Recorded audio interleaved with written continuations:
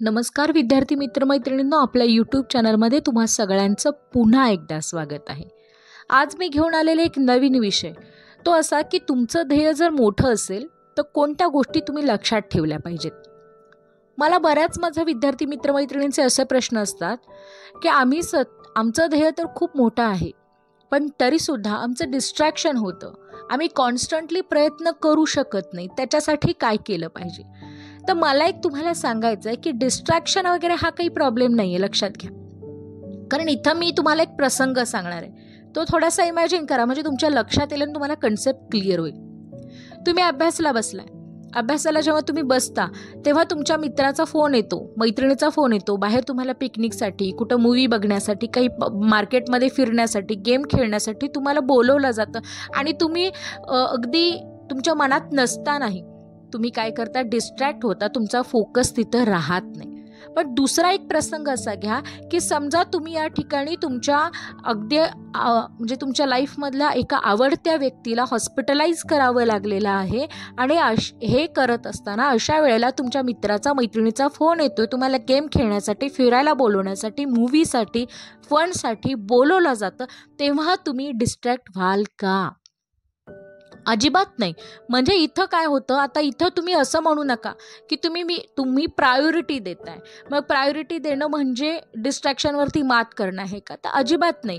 का प्रायोरिटीचा याच्याशी काही संबंध येत नाही. कारण इथं ना तुम्ही तपासून बघायला पाहिजे की तुमचं जे काही डिझायर आहे ते तुम्ही स्वतःहून आतून डीपली ठरवलेलं आहे का मग कुणाला तरी बघून ती तुमची विश तयार झालेली आहे, हे आधी तपासून बघा.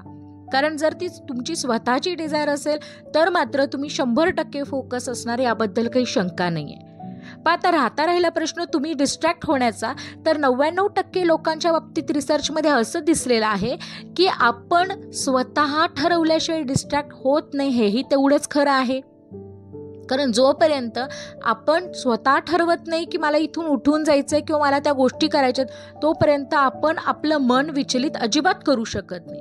ॲक्च्युअलमध्ये ही गोष्ट जी आहे ते आपण केल्यामुळेच घडत असते, हे आधी लक्षात घेणं फार गरजेचं आहे.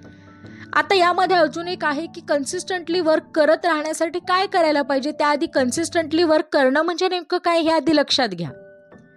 कॉन्स्टंटली एखादी गोष्ट करणं म्हणजे याचा अर्थ असा की आपलं ध्येय जे आहे ते मिळेपर्यंत, ते पूर्ण होईपर्यंत, ते गाठेपर्यंत, आयुष्यामध्ये येणाऱ्या प्रत्येक अडचणींवरती मात करतही आपण सतत सातत्यानं प्रयत्न करत राहतो, ते म्हणजे कॉन्स्टंटली काम करणं. तुम्ही बऱ्याच खेळाडूंच्या बाबतीमध्ये बघू शकता की त्यांच्या आयुष्यामध्ये कॉन्स्टंटली सतत ते बरेच वर्ष एकाच प्रकारे, एकाच वेळेमध्ये कॉन्स्टंटली काम करतायत, प्रॅक्टिस करतायत आणि म्हणून ते एका विशिष्ट ध्येयापर्यंत अगदी सहज पोहोचतायत. याच्यासाठी काय आहे की त्यांचं कॉन्स्टंटली काम करत राहणं हे फार गरजेचं आहे. ही गोष्ट इतकी सोपी नाही आहे. कारण यामध्ये असं होतं की तुम्हाला सक्सेस मिळेपर्यंत तुमच्या आयुष्यामध्ये लहान मोठ्या अडचणी, यश अपयश येत राहतं. थोडंसं अपयश आलं की लगेच डोक्यामध्ये हवा जाते आणि सगळं संपतं, परत फोकस हलतो. प्रयत्न करताय, अपयश येतं, अपयश आल्यानंतर सगळी हत्यारं टाकून देत आणि मला नाही जमणार असं म्हणून पळून जाताय आणि ध्येय धरा की धराच राहतं. म्हणजे त्याचा काही उपयोग नाही आहे, तुम्ही तुमच्या लक्ष्यापर्यंत पोहोचूच शकत नाही. कॉन्स्टंटली किंवा कन्सिस्टंटली प्रयत्न करत राहणं हे इतकं सोपं नाही आहे, लक्षात ठेवा. पण हे इतकं अवघडही नाही. यश अपयश या दोन्ही गोष्टी आपल्या आयुष्यामध्ये येत राहतात. आपल्या अवतीभोवतीचं जे वातावरण आहे, जे ॲटमॉस्फिअर आहे, त्याच्यावरती आपला कंट्रोल नाही आहे, लक्षात घ्या. भावनिकदृष्ट्या, आर्थिक असेल, मानसिक, शारीरिक, मग कुठलं आपलं भौगोलिक वातावरण असेल, याच्यावरती आपला कंट्रोल नाही आहे. मग या सगळ्या गोष्टी तर घडत राहणारच आहेत. पण असं असतानाही आपण आपल्या ध्येयाच्या बाबतीमध्ये कठोर राहणं किंवा त्याबद्दल आपण सातत्याने प्रयत्न करणं हेही तेवढंच गरज आहे. लहान सहान गोष्टी मिळवण्यासाठी काही गोष्टी करत राहणं हे तितकंच महत्त्वाचं आहे. प्रत्येक वेळेस आपल्याला मोटिवेटेड राहायची काही गरज आहे. आता बऱ्याच विद्यार्थ्यांचा असा प्रॉब्लेम असतो की मला सतत मोटिवेटेड राहायचं आहे, त्याच्याशिवाय आम्ही हलूच शकत नाही, त्याच्याशिवाय आमच्याकडून काही मोठं असं भव्य दिव्य घडूच शकत नाही. का बरं? कशासाठी? तुम्हाला माहिती आहे का, स्वतः मोटिवेटेड राहणं किंवा स्वतःला करून घेणं म्हणजे एक कपभर चहा पिल्यासारखं आहे, लक्षात घ्या. तो तात्पुरता तुम्हाला एनर्जी देणार आहे, परंतु तुम्हाला स्वतःला कायमस्वरूपी एनर्जेटिक जर राहायचं असेल तर कन्सिस्टंटली वर्क केल्याशिवाय तुम्ही स्वतः एनर्जेटिक राहू शकत नाही. मला एक प्रसंग तुम्हाला सांगायचा आहे. समजा या ठिकाणी तुम्ही अंथरुणावरती खिळून आहात, म्हणजे तुम्हाला कन्सिस्टंटली बरोबर अजून एक कोणता गुण पाहिजे ते इथं कळेल बरं का. तुम्ही अंथरुणावरती खिळून आहात, अशा वेळेस तुम्हाला मोटिवेशन गरजेचं आहे का मग पेशन्स आवश्यक आहे? पेशन्स आवश्यक आहे. म्हणजे तुम्हाला जर यश मिळवायचं असेल तर तुमच्याकडे पेशन्स असणं फार आवश्यक आहे. कारण पेशन्स म्हणजे या ठिकाणी आपण जे काही प्रयत्न करतोय ते प्रयत्न केल्यानंतर जो काही रिझल्ट येणार आहे त्याची आतुरतेनं, त्याचे संयमानं वाट बघत राहणं.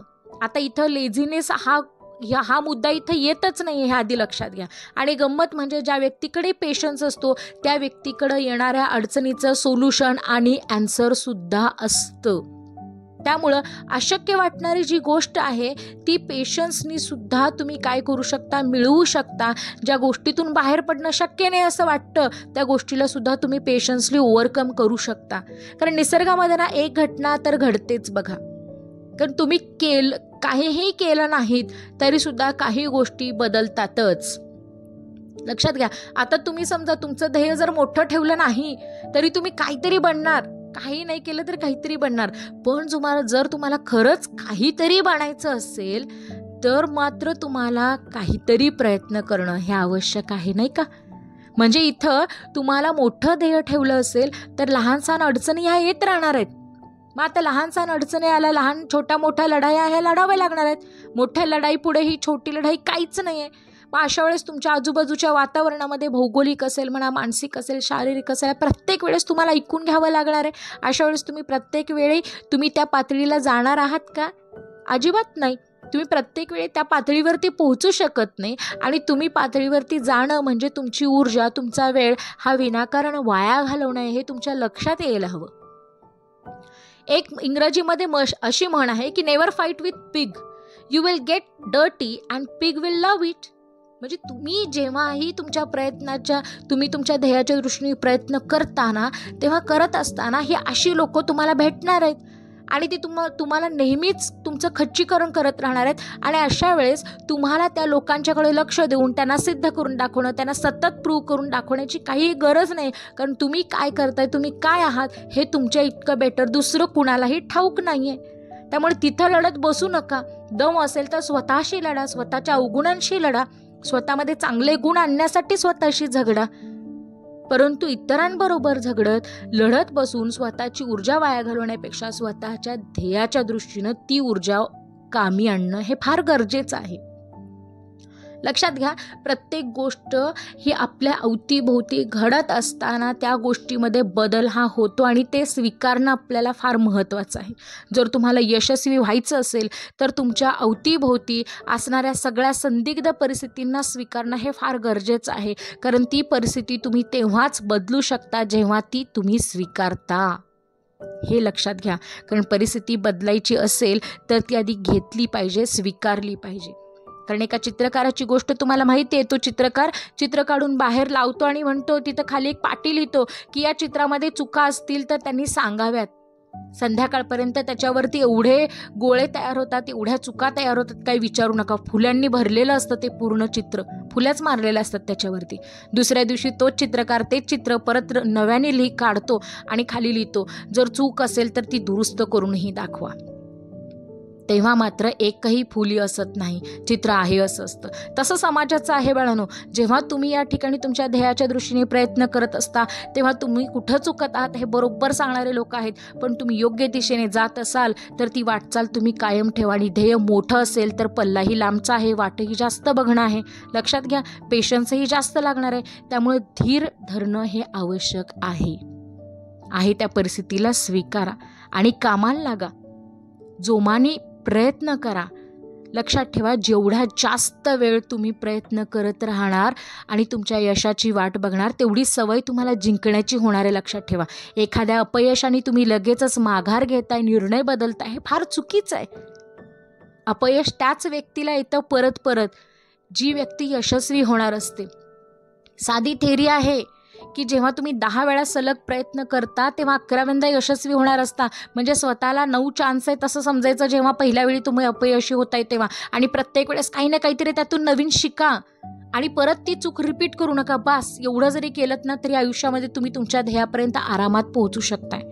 फक्त जाता जाता ह्या 4 ओळीत तुमच्यासाठी: नजर को बदले नज़ारे बदल जाएंगे, सोच को बदली सितारे बदल जाएंगे, कश्तियाँ बदलने से कोई फायदा नहीं, राहें बदले किनारे अपने आप बदल जाएंगे.